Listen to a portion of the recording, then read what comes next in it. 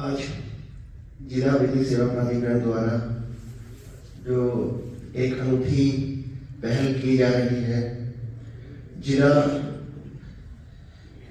विधिक जागरूकता क्लब्स जो स्कूलों में रहेंगे, उसी के क्रम में इवेंट जो तीसरा इवेंट है आज, जिसमें बच्चों को सम्मानित भी किया जा रहा, बाल दिवस भी है।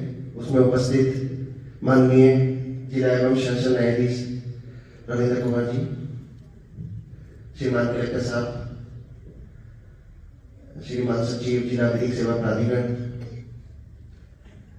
शरद व्यास जी, माननीय न्यायाधिकारीगण समस्त उपस्थित हैं, बाल अध्यक्ष महोदय, पीपी साहब, अधिवक्तागण, हमारे additional PSI UCA madam, principles जो और क्लब्स जो ऑर्गेनाइज करा रहे हैं प्रोग्राम, उनके प्रिंसिपल आदर्श विद्या मंदिर सैनी जी, अधिवक्तागण, प्यारे बच्चों, सबसे पहले तो सभी बच्चों को बाल दिवस की बहुत बहुत शुभकामनाएं और बधाई। ये जो यूनिक इनिशिएटिव हमारे सचिव महोदय द्वारा, अध्यक्ष महोदय द्वारा, जिला विधिक सेवा द्वारा जो करा जा रहा है, बहुत ही बढ़िया पहल है। और लीगली अवेयर होना और कानून की जानकारी होना, जैसे सब बता रहे थे पहले, कि सबके लिए बहुत जरूरी है, क्योंकि कानून में जानकारी नहीं होना और कुछ गलत कर देना तो वो बचने का कारण नहीं होता कि मेरे से ये अपराध हो गया, ये चीज हो गई, मुझे पता ही नहीं था ये अपराध है, तो वो कोई बचाव का कारण नहीं होता।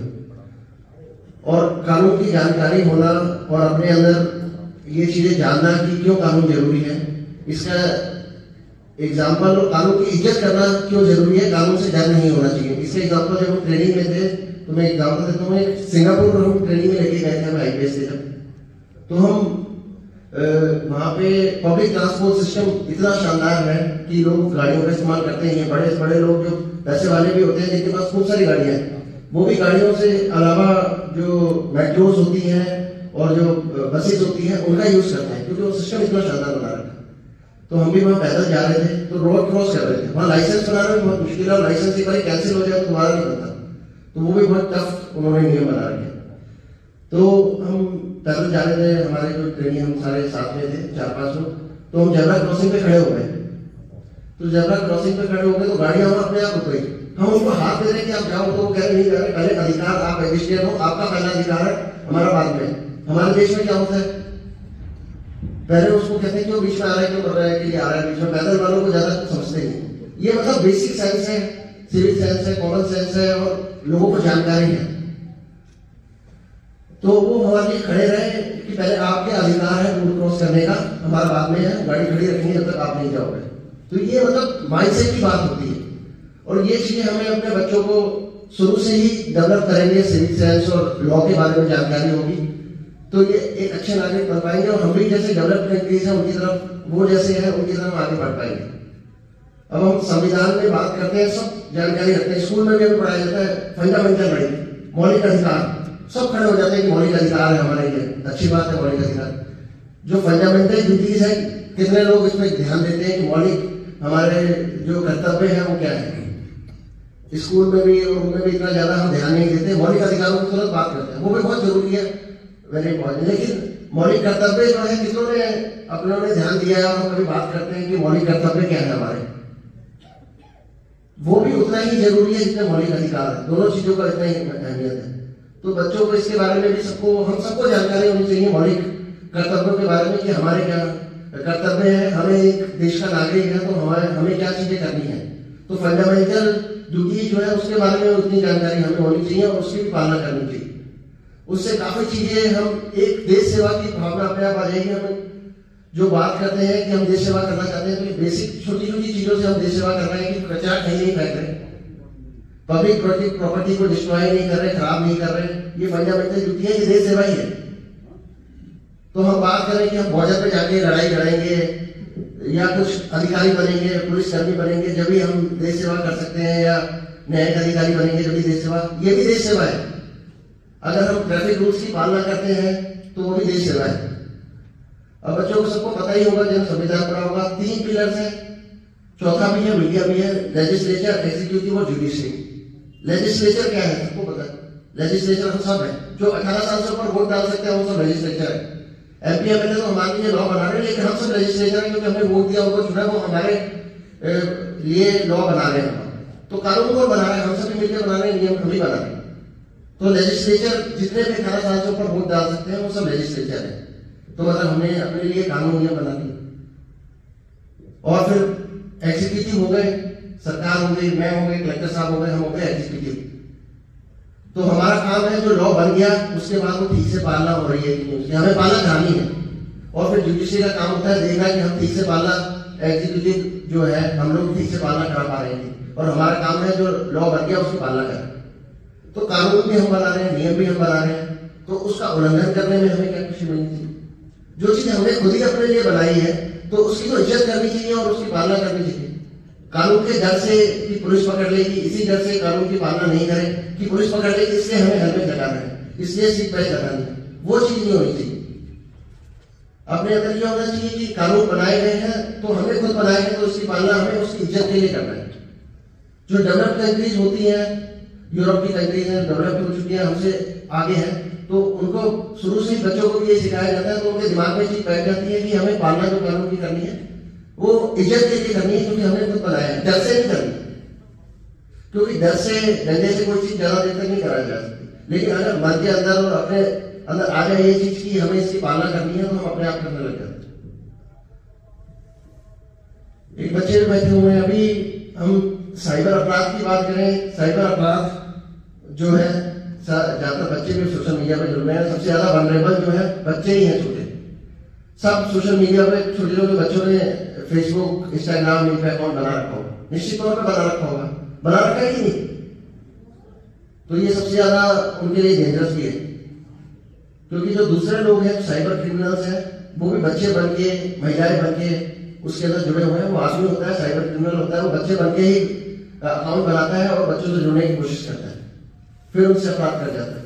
तो जहां तक अब 18 साल से कम है तो सोशल मीडिया का इस्तेमाल ना के बराबर करें, जहां तक हो सके उसको अवॉइड करें, और पेरेंटल कंट्रोल में करें तो सबसे बेहतर रहेगा। क्योंकि किताबों में और उसमें ज्यादा अपना ध्यान दें और स्पोर्ट्स में ध्यान दें, खेलों में। मोबाइल बड़ा खतरनाक है, और बच्चों के हाथ लग रहा है तो बहुत खतरनाक चीज हो रही है। देश को आगे बढ़ाने की जगह ये मोबाइल अगर बच्चों के हाथ लग रहा है तो हमारे देश को पीछे की तरफ ले जा रहा है। तो बाहर स्पोर्ट्स खेलना, बाहर आउटडोर एक्टिविटीज बहुत इंपॉर्टेंट है, और खेल तो सबको कुछ ना कुछ खेलना चाहिए। फिट रहना बहुत जरूरी है, तो कोई ना कोई खेल जो पसंद आए आपको, बैडमिंटन आए, क्रिकेट आए, फुटबॉल आए, बास्केटबॉल आए, लेकिन खेल बच्चों को छोटे हैं तब, बड़े हो जाए उसके बाद भी, क्योंकि एक स्वस्थ शरीर ही एक अच्छा नागरिक बन सकता है और देश की प्रगति में हिस्सा ज्यादा दे सकता है। तो आप सभी बच्चे अभी से स्पोर्ट्स पे ज्यादा फोकस करें। मैं दूसरे कंट्रीज के बारे में पता करता रहता हूँ कि उनकी स्पोर्ट्स कल्चर हमसे इतना अच्छा क्यों है। जब ऑस्ट्रेलिया के बारे में पता कर रहा था, वो हमसे इतना छोटा सा देश है, आबादी भी उसकी कम, लेकिन वो स्पोर्ट्स में हमसे इतना आगे निकला हुआ है। उनके मेजर्स ओलंपिक्स में हमसे ज्यादा आते हैं। तो ऐसा कारण क्या है? तो उनके वहाँ इंफ्रास्ट्रक्चर बहुत अच्छा है। स्कूलों में स्पोर्ट्स जो है, जैसे हम साइंस पढ़ते हैं, मैथ्स पढ़ते हैं, इंग्लिश पढ़ते हैं, वो स्पोर्ट्स उनका एक सब्जेक्ट है, उसके मार्क्स लगते हैं। अगर उसमें स्पोर्ट्स में परफॉर्म नहीं करा तो बच्चा फेल हो जाता है। तो स्पोर्ट्स को उन्होंने अपने सिलेबस का पार्ट बना रखा है। इसी कारण वो हमसे इतना मेडल्स में, इतनी कम आबादी होने के बावजूद भी हमसे इतना आगे निकले हुए हैं। हम उनसे कम मेडल आ रहे हैं, और टैलेंट की हमारे देश में कोई कमी नहीं है। अगर हमारे बच्चों को भी इतना अच्छा इंफ्रास्ट्रक्चर मिल जाए और स्पोर्ट्स फैसिलिटीज मिल जाए तो हमारे राजस्थान से इतने मेडल ले आएंगे जितने वो ऑस्ट्रेलिया वाले पूरे कंट्री से लेके आ रहे हैं। बस फैसिलिटीज और माइंडसेट डेवलप करने की जरूरत है।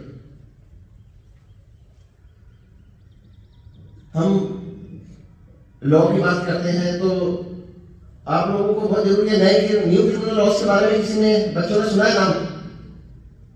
कितने बच्चे अखबार पढ़ते हैं? सोशल मीडिया वाले नहीं, मतलब प्रिंट मीडिया वाले।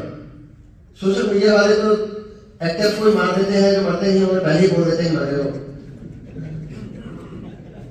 उनका अंतिम संस्कार भी कर देते हैं बैठे बैठे। तो सोशल मीडिया पे कभी ट्रस्ट नहीं करना चाहिए, क्योंकि वो अनकंट्रोल है और कुछ भी कोई भी डालता है। प्रिंट मीडिया, मतलब प्रिंट मीडिया जो अखबार आते हैं बहुत कम। मैं और कलेक्टर साहब एक दिन बात भी कर रहे थे, बच्चे वो, और वो बच्चे टॉपर्स थे, उनसे बात कर रहे थे। जो राजस्थान टॉपर्स भी हैं उन बच्चों को जो शुरू में अच्छी परफॉर्मेंस करी 99% मार्क्स लाए, उनसे बात करी तो वो न्यूज़पेपर पढ़ते ही नहीं। तो मैं बहुत सरप्राइज हो गया, मेरे को उनको पता ही नहीं, कह रहे जानकारी कहाँ से लेते हो, कह रहे सोशल मीडिया में आ जाती है ना, पता चल जाता है। तो किस तरह की जानकारी आती है तो हम सबको पता है, क्या हम बताते हैं।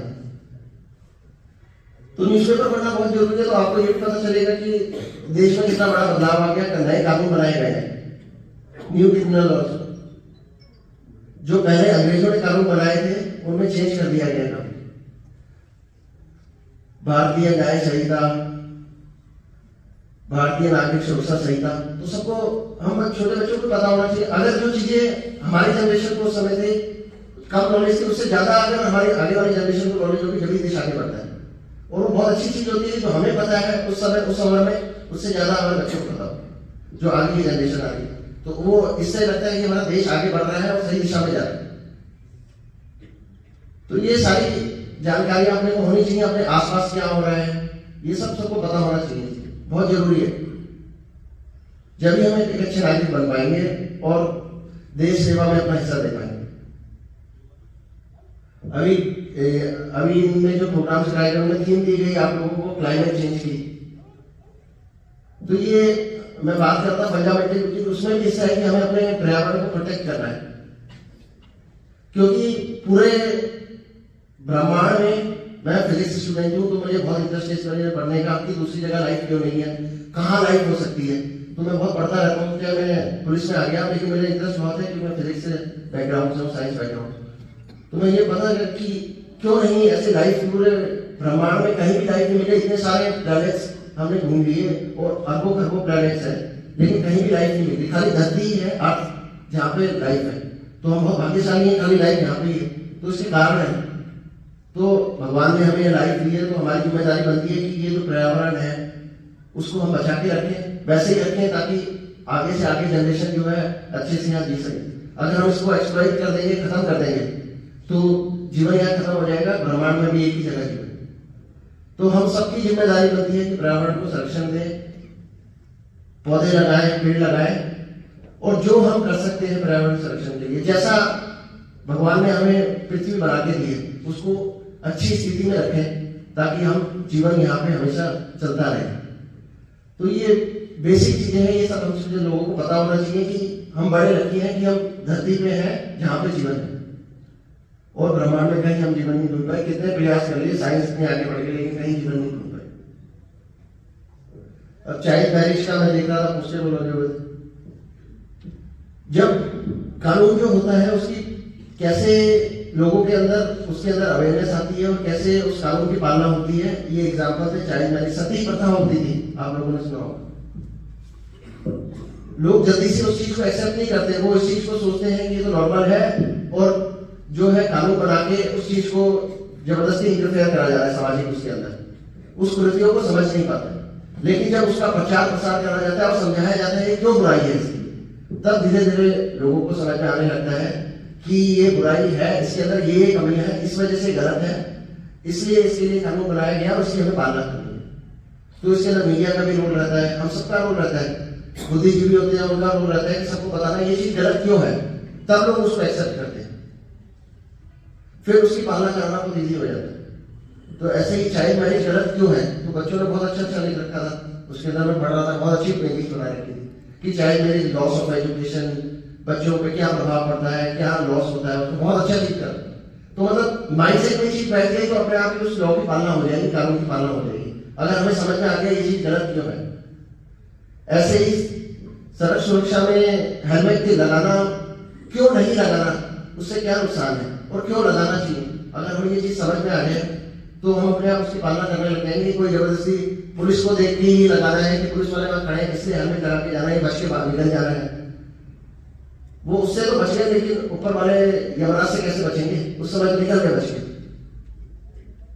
तो इसलिए बेसिक चीज अपने को पता होनी चाहिए कि अगर हेलमेट नहीं लगाया तो कोई वैसे नहीं मरता, अगर हेलमेट लगा के खाली सर में चोट लगने से मरता है। जितनी भी डेथ्स होती है वो खाली सर में चोट लगने की वजह से होती है। अगर हेलमेट लगा रखा है तो हाथ पैर में चोट लग जाएगी, लेकिन जिंदगी नहीं जाएगी, इसलिए हेलमेट लगाना जरूरी है। तो ये बेसिक चीजें हमें पता होगी तो हम अपने आप उसकी पालना करेंगे। और जो ये लीगल अवेयरनेस क्लब्स बनाए गए हैं, इससे हमारे बच्चे इस चीज की पालना करने लग जाएंगे। तो कानून का डर की जगह कानून का रिस्पेक्ट होने लग जाएगी कि हमने बनाया है तो हमें इसकी पालना अपने आप ही करनी है। तो ये चीज होने लगेगी तो हम अपने आप ही एक डेवलप नेशन जो हम बनना चाहते हैं उसकी तरफ हम अपने कदम बढ़ाने लगेंगे, क्योंकि हमारे बच्चे ये चीजों को समझने लग जाएंगे, बेसिक चीजों को, लॉ को समझने लग जाएंगे, कानून को समझने लग जाएंगे, तो अपने आप हम आगे बढ़ने लगेंगे। और ये जो पहल करी गई है और ये एक बहुत ही अच्छी पहल है, और इससे निश्चित तौर पर हमारे बच्चे जो है लीगली अवेयर होंगे, जो कि सबको जानकारी होनी चाहिए कानून की, उसकी जानकारी होगी।